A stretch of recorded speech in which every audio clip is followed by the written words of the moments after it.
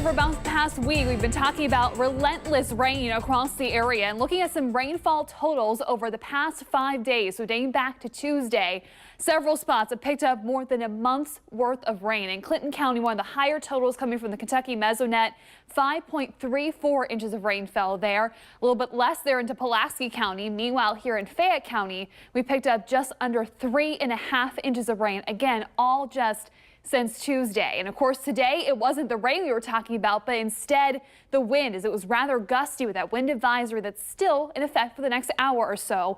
Pike County had one of the peak gusts topping 54 miles per hour this afternoon. Meanwhile, into Nicholas County, you also clocked a 50-mile-per-hour gust. Out of Bluegrass Airport late this morning, we saw the peak wind gusting up to 48 miles per hour. Now, fortunately, the wind is starting to back off. And of course, today we also got to deal with the sunshine on a drier day. Here's a live look now from our WeatherBug camera at Keeneland as the sun is going down. You'll also notice a noticeable chill out there. It's 44 degrees, and with that gusty wind, it's making it feel like 36. The wind still sustained out of the west at 21 miles per hour, gusting up to 32. And as we continue through the night, we will begin to see the wind gradually backing off, and that story will continue into Monday.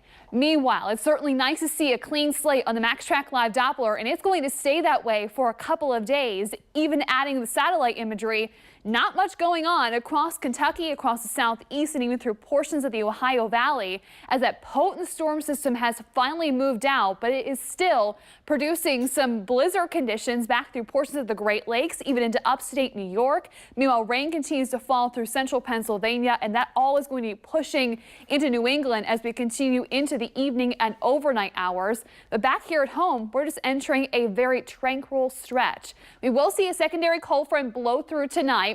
That is going to be dropping temperatures even further as we are expecting those lows to bottom out into the mid-20s.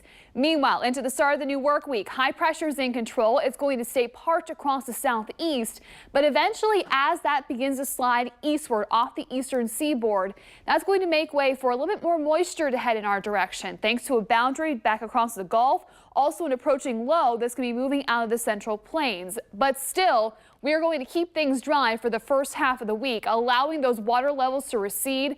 A number of major rivers and creeks are still under flood warnings. They are all expected to crest as we go through this evening, if not into tomorrow morning. Meanwhile, as we mentioned earlier, into southern Kentucky, still some flood warnings out for Knox, Whitley, and Wayne counties. Also then closer to the Lake Cumberland area where water has been running rather high and will continue to do so as we continue to see more activity flowing through.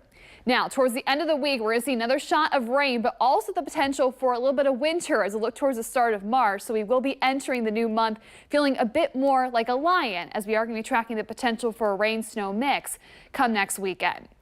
But tonight, we're just getting in on the cold action as we've seen temperatures dropping down into the mid-50s under clear skies. Still a little bit windy as some gusts could be topping 30 miles per hour.